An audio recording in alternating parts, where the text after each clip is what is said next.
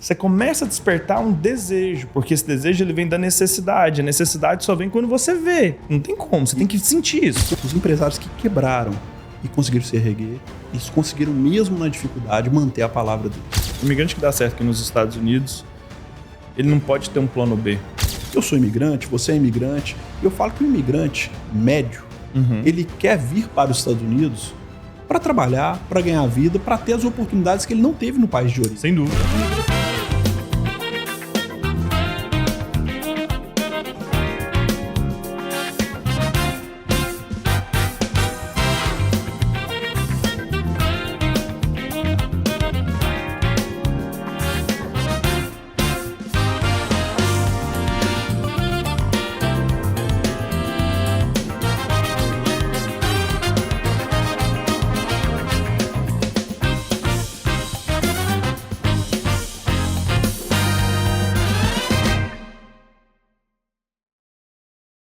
Fala galera, bem-vindos a mais um episódio do Imigrante Rico com seu host Thiago Prado, direto aqui de Boston, Massachusetts, e sou eu mesmo. Continuo ainda gravando alguns episódios, às vezes aqui de Boston, às vezes da Europa, e quem sabe eu não te encontro aí no Brasil. Estou muito curioso para entrevistar imigrantes não brasileiros que tiveram sucesso no Brasil. Então, bem-vindos a mais um episódio rico de conhecimento com uma pessoa que eu posso chamar de amigo já, e Dr. Bicalho, muito bem-vindo aí, mais um episódio do Imigrante Rico. Grande, Thiago, eu que agradeço o convite, é um prazer estar aqui para a gente bater esse papo e poder trocar muitas ideias. Que isso, ia ser melhor se nós estivéssemos lá naquela terra natal sua, Belo Horizonte, comendo um torresmin. Bife de fígado com jiló. Nossa, isso é fantástico. No Mercado Central. No Mercado Central. Exatamente. Tive lá recentemente. Tomando a pinga do Vale Verde. Ah, saudade daquela terra sua, viu? Lá é bom, viu? Eu sou suspeito. Eu falo que de Minas a pessoa pode falar qualquer coisa, mas se falar da culinária comigo tem um problema grave. Tem o Léo Paixão ali, Gluton. Você sabe que o Léo Paixão trabalhou com meu pai? Você tá brincando? Léo Paixão é médico. E meu pai, ele é um médico aposentado, eles trabalharam juntos. Olha, e como é que vocês falam? Ó, pra você ver? Ó, pra você ver. É bom demais da conta. Né? Meu pai falou que quando tinha um intervalo, às vezes ele resolvia fazer uma comida. E que todo mundo adorava. E aí ele inaugurou o primeiro restaurante dele, cara. Que legal. Sou muito fã da culinária dele ali, Ninita. E outra, ele me introduziu um dos melhores vinhos de Minas Gerais ali, que é o Luiz... É Luiz Porto? Não, fica em Tiradentes a vinícola. Sim. Maravilhoso. É Luiz Porto mesmo. Sim, não. Minas é sensacional. E o Léo hoje é uma referência na culinária mineira, né? O cara manda bem, viu? Exato. Léo, se essa conversa chegar até você, existe um potencial imenso de abrir um Léo Paixão em Boston. Pois é. Porque o que tem aqui? A gente tem muito restaurante de churrascaria. Sim. Mas a gente não tem um high-end Brazilian French cuisine para americanos. Sim. E não só em Boston, também na Flórida tem público que absorveria isso, com certeza. Falta, viu? Eu te falo que a culinária mineira acho que faz sucesso em qualquer lugar. Mas aquela pegada dele. Sim, uma culinária mineira mais sofisticada. Com francês, com aquele toque. Pois é. Outro dia, uma pessoa falou comigo uma frase e falou assim que eu tinha um sotaque mineiro. Foi até uma pessoa que sugeriu que eu abrisse o escritório em Boston. Falou, você tem um sotaque mineiro sofisticado. Eu brinquei até com meu pai. Falei, poxa, isso é mentira, porque mineiro e sofisticado não encaixam na mesma frase. Mas o Léo Paixão encaixa, né? Encaixa. Ali é sensacional. Não, um Gluton aqui em Boston, acho que tinha muito potencial. Mas muito bom, cara, ter você aqui, direto de Orlando para Boston. Você é um cara que eu admiro, tem feito um trabalho imigratório legal. Conheci você através de um grande amigo que a gente está falando aqui hoje nos bastidores aí, o Lombardi. O Lombardi é um cara sensacional, né? Não tem como não gostar dele. O Lombardi é fora da curva. Mas me conta isso, é filho de quem? Qual que é a história? Pois é, meu pai chama Vinícius também. Ele é médico. Meu pai ele é obstetra e ginecologista. Minha mãe, já é falecida, ela era professora. E eu tenho a felicidade de ter o meu pai como meu melhor amigo. Então, além da gente parecer fisicamente, nós somos muito amigos. Mas temos características profissionais diferentes. Meu pai é aquele médico com uma carreira totalmente tradicional. Certo. E ao longo da minha adolescência, eu sempre observava como as pessoas respeitavam meu pai pela postura dele, certo. sempre um cara muito sério, muito correto. Isso eu não falo por ser filho dele, não. Todo mundo fala isso. Sim, mas é o exemplo, né? Exatamente. Então, eu até brinco, né? Que eu tenho o mesmo nome dele, eu sou o Júnior. Então, as pessoas me identificam e lembram dele quando vê um documento meu, alguma coisa nesse sentido. Só que, em um determinado momento, eu fiquei na dúvida se eu faria direito ou medicina. E na última semana, eu optei por tentar medicina. E, enfim, eu tento, dentro do direito, de alguma forma, seguir o legado do meu pai. Enfim, ser uma pessoa correta, transparente. Sim. Porque eu acho que alguns valores, Thiago, sem demagogia, são inegociáveis. Sem dúvida. Enfim... Quando você quebra, né? Exato. Seus valores, eles te quebram. Exato. E algumas profissões, e tanto direito quanto medicina, se encaixam nessa situação. Você tem uma responsabilidade que a gente chama no direito de meio. O que é isso? Um advogado, um médico, ele não tem condição de garantir o resultado. Uhum. Os que garantem resultado, falam que o green card é garantido, 99, a gente sabe que é picaretagem. Né? Assim como um médico não pode garantir a cura. Mas a responsabilidade de meio, ele tem que garantir para o paciente ou para o cliente dele que ele fará o melhor. Certo. Ou seja, tudo que está acessível a ele, ele vai fazer buscando o resultado desejado. Entregar lá. Exatamente. Então... Foi isso aí que seu pai te passou. Isso com muita clareza. Eu tenho um episódio com meu pai marcante. A gente estava num jogo, isso foi em 96, eu lembro até hoje. Era um Cruzeiro e Portuguesa, o mata-mata do Campeonato Brasileiro. 70 e tantas mil pessoas. Então você viveu sempre lá em BH mesmo? Sempre em BH. Sua vida toda. Então é cruzeirense, pelo que entendi. Cruzeirense, claro. Né? E aí tocou o telefone do meu pai. Né? E meu pai ali, ele teve que atender uma paciente. Eu falei, poxa, olha o nível de comprometimento. Né? Um final de semana e era uma paciente entrando em trabalho de parto que depois ele teria que sair ali do Mineirão e fazer o procedimento. Então, eu perguntei para ele, poxa, mas isso não é chato? Ele falou, filho, eu não escolhi ser médico. Não escolhi. Eu não fui obrigado a ser médico, eu escolhi ser médico. Boa. Então eu não posso reclamar disso. Sim. E é isso que eu vejo também como advogado. Né? Existem muitas coisas que não são legais na nossa profissão, legais no sentido...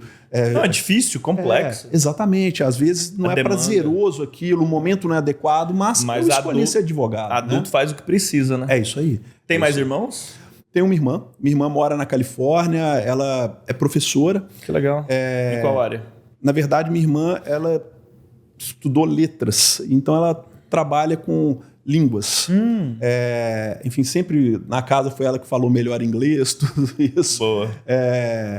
Ela tem duas sobrinhas lindas, só que as pessoas acham que a gente encontra muito, mas eu falo, poxa, morar na Flórida, ela na Califórnia é como Porto Alegre e Manaus. É isso aí, dois mundos completamente diferentes. Exatamente, é quase que a mesma distância do Brasil. E seu pai continua no Brasil? Meu pai continua no Brasil. Que legal. E aí, como um bom mineiro, você veio parar nos Estados Unidos. Pois é, exato. Porque você já era... Você não chegou a fazer medicina, chegou? Não cheguei. Eu fiz direito. Você fez direito. E me tornei advogado, professor no Brasil. E em um determinado momento, principalmente perto do ano de 2010, eu comecei a observar que grande parte dos meus clientes, a minha área era o direito empresarial. Eles queriam fazer negócios fora do Brasil. Certo. Até pelo crescimento econômico que o Brasil teve com o Plano Real, o brasileiro começou a viajar mais, conhecer mais o mundo. Aqui em Minas Gerais tem muita gente de fora, né? Por causa da mineração. Você vai ali em Belo Horizonte nos hotéis, pô. Sim, com certeza. E alguns clientes queriam fazer negócio nos Estados Unidos, outros em Portugal. Certo. E a gente desenvolveu escritórios parceiros nesses países. Um era de um professor da Universidade de Miami e o outro era de um professor da Universidade de Coimbra. E era uma relação muito saudável. Só que tinha algo que me incomodava, Thiago. O atendimento, na minha concepção, não era bom. Certo. Muita demora no retorno. E isso começou a me deixar desconfortável, porque o meu cliente ele começou esperava uma continuidade no atendimento que ele tinha no escritório. E a partir daí eu falei, poxa, isso não vai prosperar dessa maneira. Eu busquei o meu licenciamento primeiro em Portugal, que era um procedimento mais fácil, além da questão da língua. Mais acessível. Tinha uma questão de uma reciprocidade entre a Ordem dos Advogados de Portugal e do Brasil. E depois... A gente herdou a língua e a burocracia, né? Muito parecido, cara. A gente entende muito do Brasil quando vai em Portugal. E aí eu resolvi vir para os Estados Unidos, estudar. e segui o caminho do licenciamento. E te confesso... Já era casado? Já era casado. Tinha filhos? Já tinha filhos. Caraca. Mudança grande. Muito grande. Te confesso que foi a melhor decisão da minha vida. Sua esposa atua em qual área? Minha esposa é psicóloga. Ela é pós-graduada em recursos humanos e trabalhava com isso. Legal. E isso foi muito legal porque hoje... Trabalhava com isso o quê? Recursos humanos. Recursos humanos. Hoje eu vejo que a parte de gestão de pessoas, principalmente com a mudança das gerações, ela se tornou muito mais importante. E isso é algo que no escritório a gente sempre valorizou. Sim. O escritório sempre teve RH, pessoas para acompanhar isso. Tinha sua esposa, velho? Inicialmente ela. E aí depois ela se afastou disso. Sim. Mas aí você veio para os Estados Unidos. Aí para você vir para os Estados Unidos, você traduziu o diploma? Como é que faz? Como que você fez? O que eu fiz inicialmente, né? Eu tive que fazer um processo para ser admitido em uma universidade americana. Vim, estudei. Como que é esse processo? Esse processo, a gente faz a aplicação. E a aplicação, ela tem, naturalmente, uma série de requerimentos. Que que requerimentos são basicamente, você tem que mostrar que você tem... Teve que fazer um L7? Você teve que fazer um... Não tive. A gente Porque tem... já é mais senior, No né? caso do direito, principalmente quando for o mestrado, a gente tem que fazer... né, o L7, mas é um específico para pós-graduação. Você não faz a prova. Que legal. Tá? Então, mas tem que comprovar o inglês, pelo menos. Exato. Aí, no caso do inglês, você tinha que comprovar uma certa proficiência em inglês. E achei bem interessante que eles faziam uma avaliação curricular e exigiam, né, um essay, que é uma redação, mas queria ver o seu propósito. E no meu caso, eu já tinha a titulação que eu estava buscando. Já era mestre, já era professor universitário no Brasil. E a minha redação, eu mostrei para eles assim, que eu queria era aprender. Eu não estava preocupado com o título, isso. E, tecnicamente, eu não precisava disso.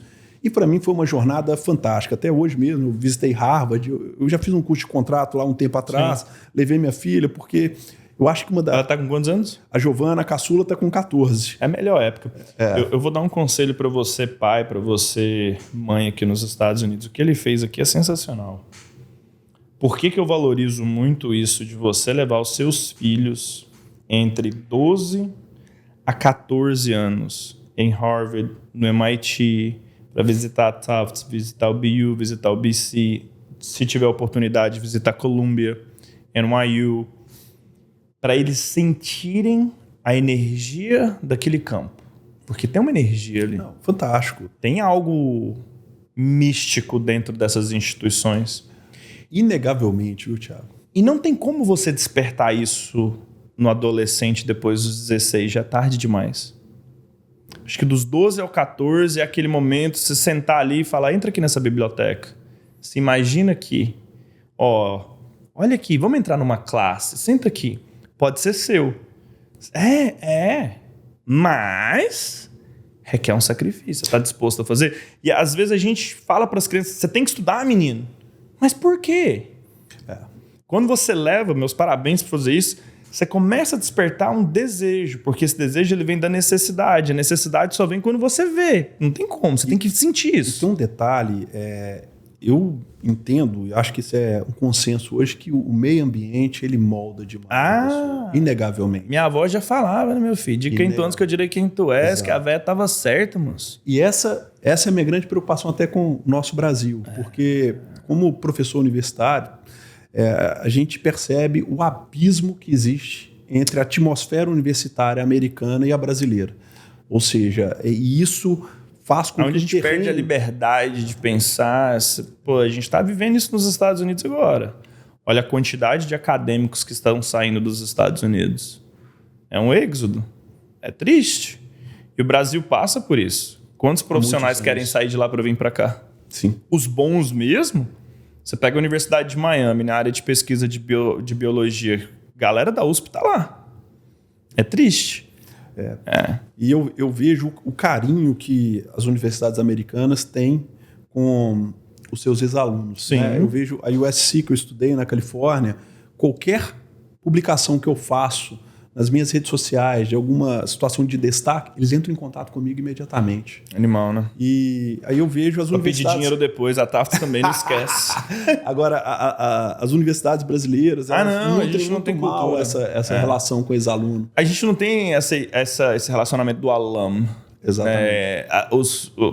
É um problema sério. Você veio pra cá.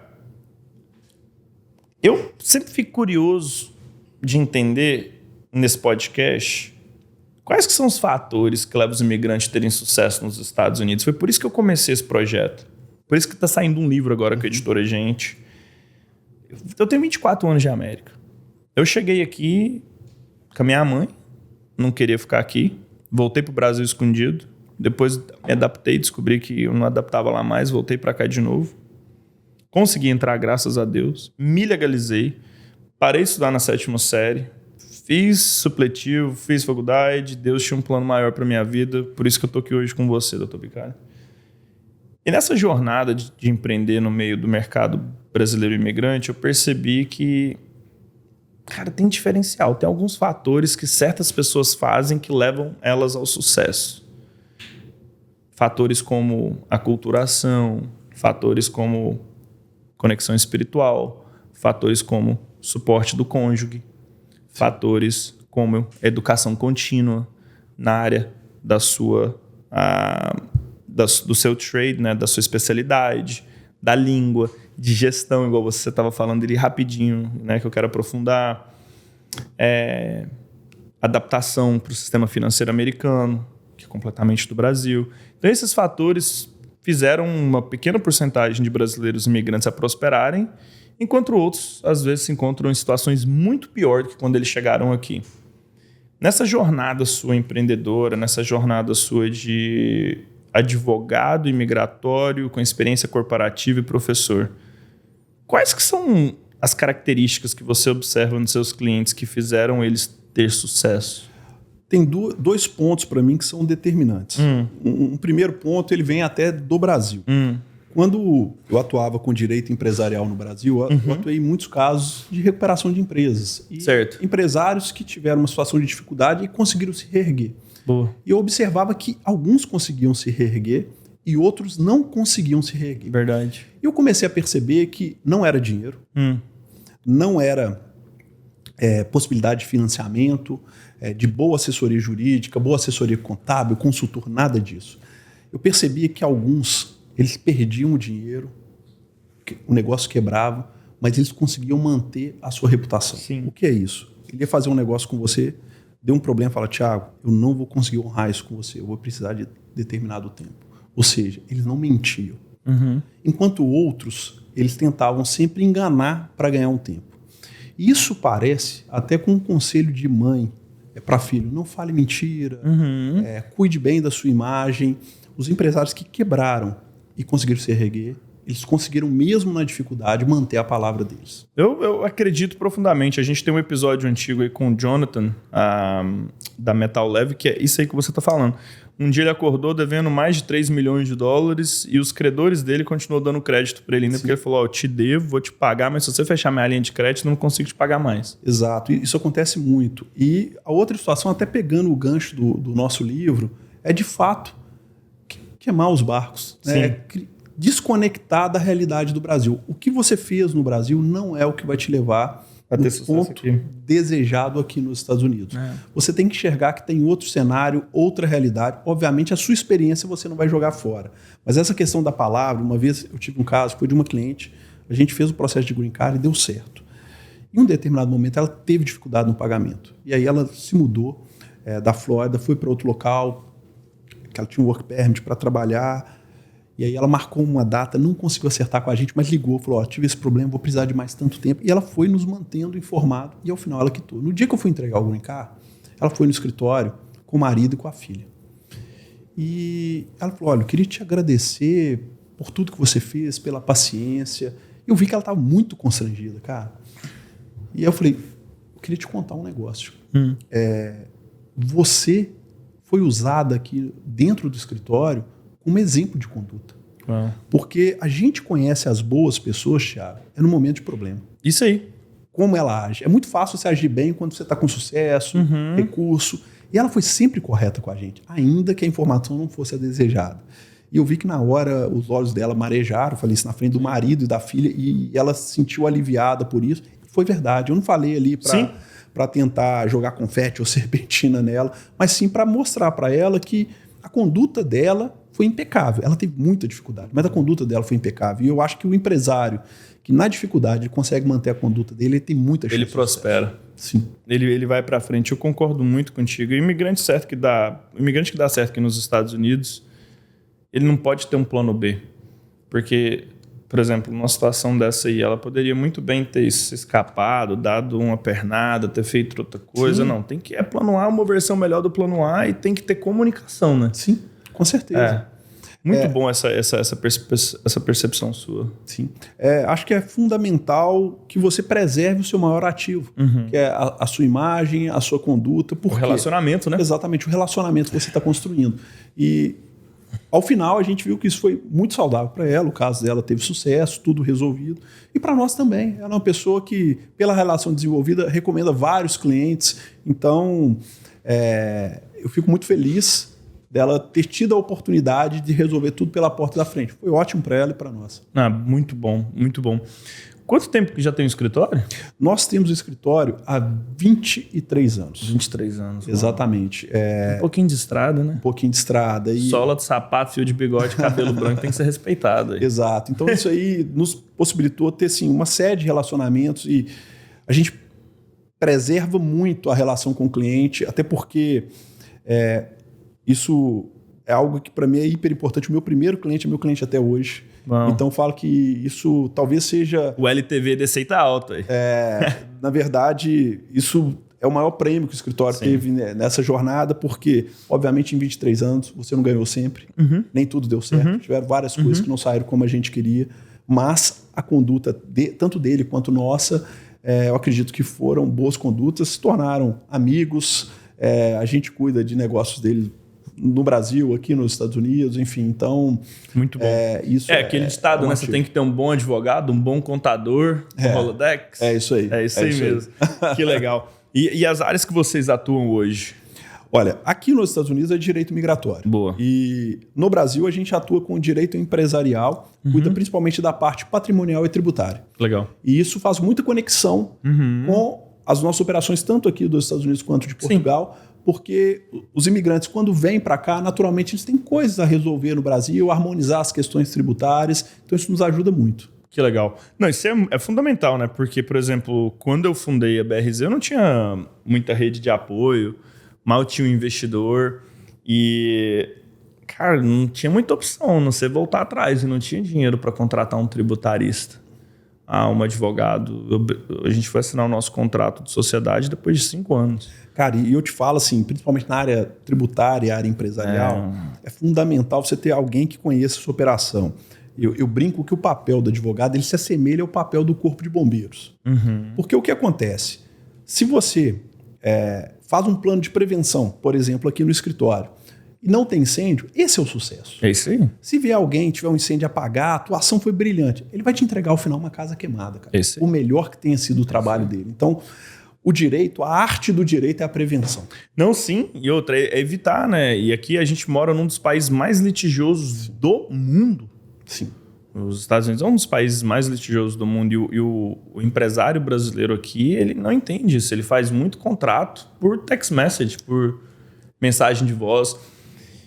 E hoje é muito fácil você gerar um contrato, você ter um template num DocuSign, de você enviar com inteligência artificial, automatização. Então tem como contratar uma empresa igual a sua para resolver essa dor e ter um contrato básico. Sim. E aí o problema, né? Porque é o país extremamente litigioso e o custo do litígio é extremamente alto. Isso é louco. Você sustentar uma ação aqui é algo, muitas vezes, impraticável em algumas situações. Eu entendo que muita segurança no começo de uma startup, às vezes não tem como, porque você não tem condição. Período 12 meses, período 24 meses, 36. Mas chegou 36, se você não estiver arrumando a casa, tá errado. É aí que mora o risco. Você começou perfeito? Não, todo cagado. Ninguém. Todo errado. Até porque você tem que avaliar sempre a relação custo-benefício. No início, aquele custo, para quem não tem nada de história, nem nenhum não tem patrimônio em capital jogo. físico. Exatamente. Perfeito. Vale a pena correr. Uma pirâmide de risco vale a pena. Exatamente. Então essa avaliação tem que ser feita constantemente. Depois de uma certa rodagem, você tem muito a perder. Eu brinco que inicialmente você é Saci Pererê, pulando uma perninha só. Não pode tomar a bicuda no joelho. Tomou, capotou. Aí depois, na hora que você tem 2 joelhos, aí você pode ter certeza que vai ter alguém correndo atrás de um. É isso aí. E aí você tem que estar protegido. Exatamente. Nossa, muito, muito legal. Hoje você tem quantos filhos? Eu tenho 2 filhos, o Guilherme, que tem 19, e a Giovana, 14. 14. E você reside em Orlando? Resido em Orlando. O escritório ainda rola em BH? Tem um escritório em BH, em Orlando, em Lisboa, e a gente está abrindo aqui em Boston. Aqui em Boston, muito bom.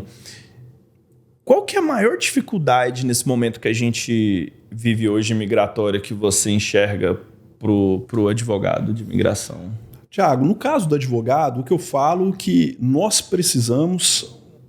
eu sou coordenador de um curso de pós-graduação, até voltar um pouquinho atrás, e um aluno me perguntou, falou, quero trabalhar com direito migratório, tal, na aula. O que você recomenda para o advogado? Honestamente, é saúde mental. Porque para qualquer empreendedor. O nosso dia, eu falo que ele é um eletrocardiograma.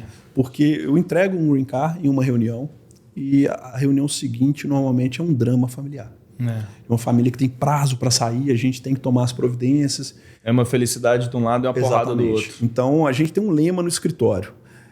Nós temos 10 minutos para comemorar e 10 minutos para lamentar. O 11º já tem que ser trabalho. Já vai volta de novo. Tem que voltar, enfim. Gostei jogo, dessa, viu? Não dá para ficar eufórico e nem deprimido. Até porque o que te salva e o que salva o seu cliente é o trabalho. É isso aí. Não vai ser a lamentação nem a euforia. Então, são 10 minutos para celebração e 10 minutos de lamentação. De lamentação e bravo. 11º, vamos voltar para o jogo com tudo. A gente estava falando mais cedo aqui nos bastidores. Aqui agora a gente vai falar um pouco de opinião, de achismo. Deixar claro que a partir desse momento aqui, opinião é nossa, o que a gente pensa não significa que vai acontecer amanhã, mas baseado na história, nos eventos recentes, na comunicação política.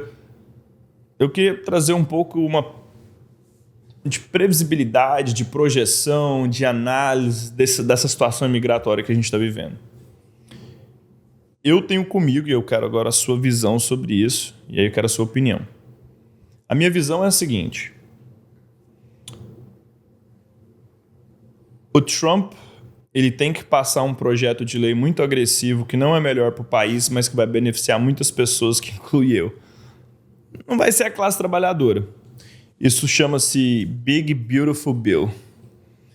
Quando ele foi passar na casa, ele precisava de uma cortina de fumaça, foi a Harvard. Fez aquela bagunça toda com a Harvard, chamou tanta atenção que nem o Elon Musk descobriu que ele estava sendo lascado. Quando ele descobriu que ele estava sendo lascado, ele surtou, foi para a mídia, virou aquela confusão e o Bill está caminhando para o Senado. E aí o que aconteceu? Cortina de fumaça com os protestos em Los Angeles, prendeu o David da USL, do maior sindicato que tem de trabalhadores dos Estados Unidos. Virou esse protesto nacional, porque a União está por trás disso. E aí, ninguém fala do Big Beautiful Bill. Todo mundo fala do mexicano em cima do carro. O Bill vai passar, por causa da distração. E recentemente a gente tem visto que essas batidas do ICE têm se tornado mais agressiva, mais frequente, alimentando a base do presidente, fazendo o que ele prometeu que ele ia fazer. Mas se você olhar em volume comparado com Obama, não é inferior, na verdade. Ainda é mais baixo, né? O Obama foi mais letal do que ele. Ele só está fazendo mais barulho que a cortina de fumaça. Baseado no que eu disse, e baseado nessa última comunicação do presidente, é possível que a gente tenha um projeto imigratório nos próximos 18 meses antes das eleições de midterm?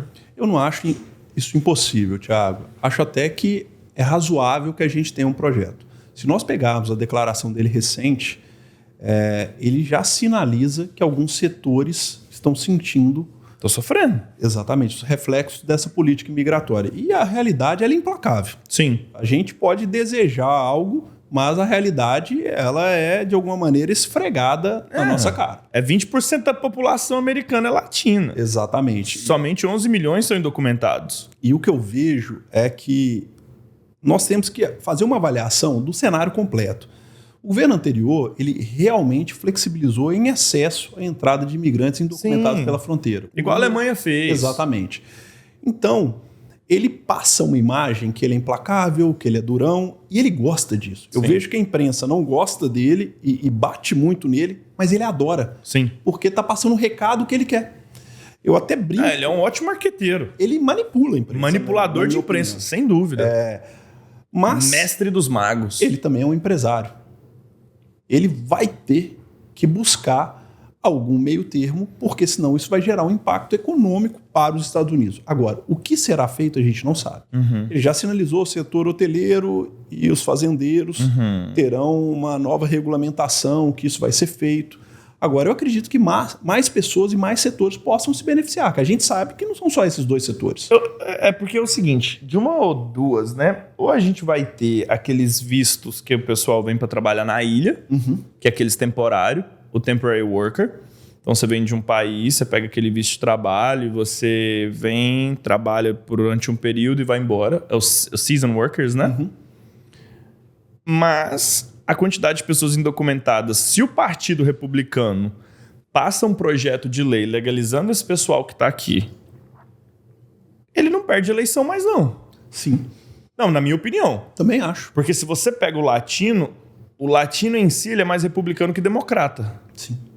Se você alinhar os valores do Partido Republicano e os valores dos latinos.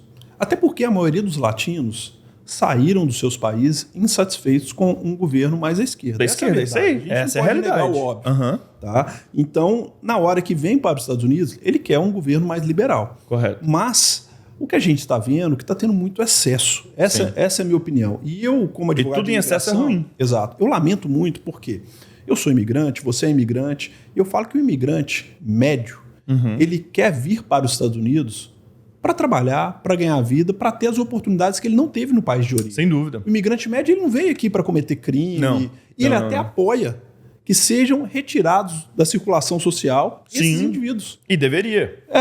Como foi a máfia italiana. Exatamente. Aconteceu com os irlandeses.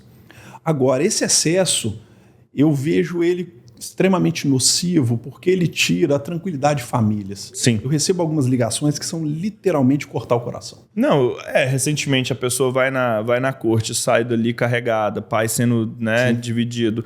É uma situação difícil, é traumatizante. Sim, com certeza. Não, muito boa essa perspicácia. A gente vai chegando aqui nesse final, eu gostei muito da sua opinião. Eu tenho comigo que a gente vai ver um projeto de lei. Eu brinco que o segredo da vida, e a gente colocou o livro aqui por causa disso, né? Burn the Boats, é você não ter plano B, é você ter plano A. Porque o imigrante que tem sucesso aqui é aquele imigrante que veio para ficar, faz a coisa certa, paga o imposto, tá certinho.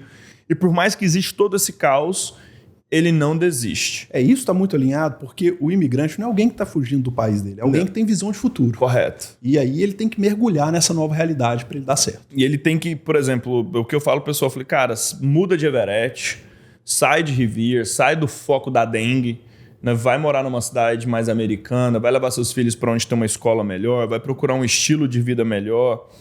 O sistema é injusto. A imigração é difícil. A gente sabe disso. Pô, você sai do seu país, você já é empreendedor. Já é empreender. Por isso, imigrante rico educação, eu acredito muito nisso. Você tem que estar planejando uma empreitada. Imigrar é um ato de coragem. Mas quem decide vencer é o ser humano. No final do dia foi o que você falou, entendeu? É quem encontra caminho, é quem não fica de desculpinha, quem não fica de mimimi. E foi muito bom essa troca contigo aqui, que dá pra ver, por exemplo, sua jornada não foi fácil, mas você foi criativo. Sim. Você saiu do Brasil, foi para Portugal. Portugal você veio para os Estados Unidos, estudou, melhorou a língua, buscou conhecimento.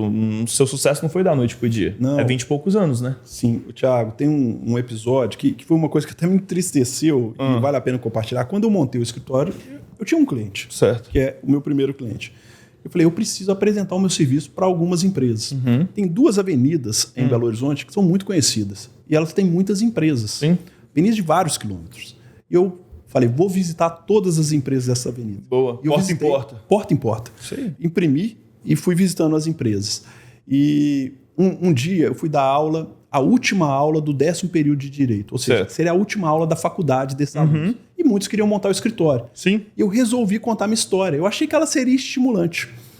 Que os alunos iriam se inspirar para poder começar a buscar o caminho deles. Até porque, depois que você vê um profissional pronto, bem-sucedido, enfim, você não imagina que ele se sujeitou àquilo em um momento A galera da faz carreira. sucesso da noite pro dia, não sabe quantas noites a Exatamente. galera passou, não. Só que na hora que eu contei a história, a maior parte dos alunos falaram o seguinte: eu não tenho coragem de fazer isso. E, na verdade, a gente sabe que quem tem sucesso é quem está disposto a pagar o preço do sucesso. Sem dúvida. Todo mundo quer ter o resultado, mas quem está disposto a pagar o preço do resultado? Pagar um mico, passar vergonha. Exatamente. Até porque a maioria das empresas batiam a porta na cara. Essa é a verdade. Até hoje. Eu tomo portada na cara até hoje. Sim. Por exemplo, estou te falando da empresa que eu estou criando. A quantidade de gente que não acredita. Sim. Por quê? Eles lembram do Thiago, dono da corretora de seguros. Eles não imaginam que o Thiago tem a capacidade processual de fazer uma coisa com inteligência artificial. Sim. Eu vi uma frase outro dia. E tá tudo bem? Essa frase é fantástica. Vale muito para o empreendedor. Ninguém quer conhecer a sua história até que você vença. Depois que você venceu, você é gênio, visionário, isso, aquilo. Na hora que eu tiver... Quando a Altoia tiver com 500 clientes, com receita recorrente anualizada ali, batendo X milhões de dólares por ano, e todo mundo falou, pô, sabia que ia dar certo. Mas até lá, pô, o louco tá gastando o dinheiro dele para fazer um negócio. E é isso aí. E aí, o que você tem que fazer? Plano A é a melhor versão do plano A e ela vai melhorando e... Eu concordo muito com o que você disse. Se você tivesse a oportunidade de sentar com aquele garoto que estava batendo na porta das empresas lá em BH, o que você falaria para ele hoje, olhando para aquela câmera ali? Thiago, na verdade, eu vou te falar outra coisa, e depois eu volto nessa parte. Todo dia, na hora que eu tenho que tomar uma decisão difícil, eu sempre lembro de quem eu era com 25 anos. E a minha missão é não envergonhar aquele jovem de 25 anos. Porque aquele ali era o vencedor. Brau. Agora, se eu pudesse voltar no tempo, eu falaria, tenha paciência e persistência, que as coisas vão acontecer. Sensacional. Paciência, persistência. Uma coisa que eu aprendi trabalhando com o Seth Alexander no fundo de investimento do MIT foi uma palavra que eu nem sabia o que era. Tenacity. É isso. Tenacious. Lá atrás a gente aprendeu isso. Eles falavam, we want a manager that is a tenacious with grit and intellectual capacity and a life learner. Eu escutei esses negócios e falei, caraca, e naquela época eu falei, tá, vamos fazer um Google, o que é tenacious? Aí, pô, tenacidade. Eu falei, cara, nunca vi isso em português, a gente nem usa isso, né? Existe, mas não... Muito pouco usado. Teve uma vez no escritório, tem uma passagem muito legal, a gente teria uma reunião de um negócio que um cliente estava fechando, e do outro lado era um advogado que era conhecido por ser um dos melhores advogados do Brasil naquela área. Eu fui para a reunião e o pessoal do escritório falou, você não está nervoso? E eu vou te falar o que eu respondi e sem prepotência nenhuma. Falei, eu estaria nervoso se do outro lado tivesse alguém com a energia que eu tinha com 25 anos de idade. Brau. Porque aquele desejo, muitas vezes até descontrolado, o ímpeto da juventude, do jovem que canaliza a energia, ele é incontrolável. Incontrolável. E ele não entende que a vida é sobre décadas. Eu planejo em décadas, executo em anos. Mas o planejamento, a visão é de 10 em 10 anos. Sim. Se você, o jovem, não entende isso, ele não tem essa paciência, essa perseverança, essa tenacidade, essa garra, na hora que começa a dar certo, ele pivota. Sim. E é um erro, né? Por isso que você tem que queimar os barcos. Tá aí. Exatamente. Muito bom. Hoje que você é um pai, um empresário, um homem que provavelmente pode falar, pô, eu tenho muito mais do que eu preciso, graças a Deus. A gente chega aqui no final, eu sempre gosto de fazer essa pergunta. Reflete nela aí. qual que é a definição de riqueza para o Dr. Vinícius Bicalho, que chegou aqui hoje? Quando você reflete nela, eu quero agradecer os nossos patrocinadores, que eu passei todo o podcast sem agradecer aqui, que foi tão descontraído.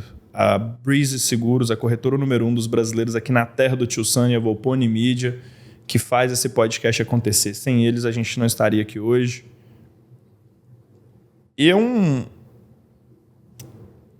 ponto que eu gosto de refletir muito em riqueza, principalmente com Belo Horizontino. É uma coisa interessante. BH tem menos Porsche, Lamborghini e Ferrari que Goiânia. Goiânia, ele gosta daquela da Dolce & Gabbana, ele gosta da Burberry, da Montblanc, aquele perrengue chique, né? Ontem eu estava assistindo um stories de um amigo meu que é empresário, para não citar nome, estava lá com a garrafa, mostra que a garrafa tá fechada, abre a garrafa aí no vídeo. Aquele dinheiro novo, né, que gosta de mostrar o que tem.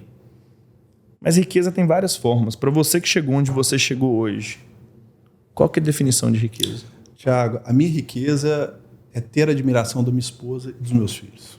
Não. Eu falo que nada me envergonharia mais do que os meus filhos não terem orgulho do pai dele. Eu quero que os meus filhos tenham um orgulho de mim semelhante ao que eu tenho do meu pai. Não por posses, por conquistas financeiras, mas pelos valores que são inegociáveis. Então, eu sempre falo que a missão do escritório em Orlando é que eu entre em qualquer restaurante e, se tiver um cliente, eu vá na mesa e cumprimente, independente do resultado do caso, que eu tenha certeza da minha entrega. E o meu filho hoje, o Guilherme, ele faz direito, ele trabalha comigo. Que legal. E, obviamente, o legado que você deixa não é o que você fala. Falar, todo mundo fala o correto. É a minha postura que ele observa, principalmente nos problemas, nos momentos de dificuldades que a gente tem no dia a dia. Então, na minha visão, a minha felicidade, ela está em que eu consiga ter admiração e respeito da minha esposa e dos meus filhos. O resto é transitório. É tranquilo, porque com isso você consegue se reerguer em qualquer situação. Consegue. Isso aí é importantíssimo. É um dos principais fatores, né, que leva o empresário a ter sucesso. É ter essa paz. Teve um dia, eu estava batendo um papo com a Ana Paula e a gente estava lembrando do nosso primeiro apartamento, muito pequeno, e a gente chegou à seguinte constatação: nós não somos hoje mais felizes do que nós éramos no início. Então, por isso que o importante é você ter essa harmonia em casa, ter a certeza de que ali estão os seus valores fundamentais e saber quem você é, porque o carro, a roupa, a joia, o relógio, isso é legal, mas é transitório. É isso aí. Você não seria uma pessoa melhor se tiver um carro, um relógio, para a mulher a bolsa, enfim. É legal ter. É por isso que eu gosto da roça. Sim. Sério. Eu amo o cara lá da roça, do interior, lá de Bela Vista, São Miguel do Passa Quatro, do Milho. Cara, é sensacional. Eu chego ali, eu vejo a felicidade, o cara tem a terra dele, aquela humildade, com aquela motinha, aquele lameiro, aquele barro, os dentes meio podres. Mas aí você vai ver o que o cara tem. O cara tem lá uns 20, 30 alqueiros de terra que vale milhões de reais. Você chega na casa do cara, você nem imagina. Mas aquela felicidade, aquela simplicidade, a família tá ali, eles jantam todos os dias, eles almoçam, eles passam o fim de semana e tá ali, tem a cavalgada. Não, mas isso que é bom, né? Isso que é a vida. Isso que é a vida, exatamente. E as pessoas que você gosta te conhecem fora do personagem, né? Minha esposa até brinca, ela fala, poxa, seus clientes acham que você toma café de terno, né? Aí no final de semana tô lá com chinela havaiana, aquela camisa velha do Cruzeiro, que você acha que dá sorte na hora do jogo. Mas é isso. Enfim, mas isso que é bom. Essa que é a vida. Cara, obrigado por ter tirado o tempo. Muito bom ter conhecido essa história. Então, seu filho não quis seguir o vô, seguiu o pai. Seguiu o pai. A Giovana falou que também segue. Eu obviamente, deixei em aberto para os dois. Eu quero que eles sejam felizes. É isso aí. Não Mas adianta. ele tá indo hiper bem. Que legal. Meus parabéns na família, na história, na trajetória. É muito bom ter essa troca. E segue o Dr. Bicalho. A gente vai colocar os links aí, dúvidas imigratórias, como vir para os Estados Unidos de uma forma legal. E não só isso.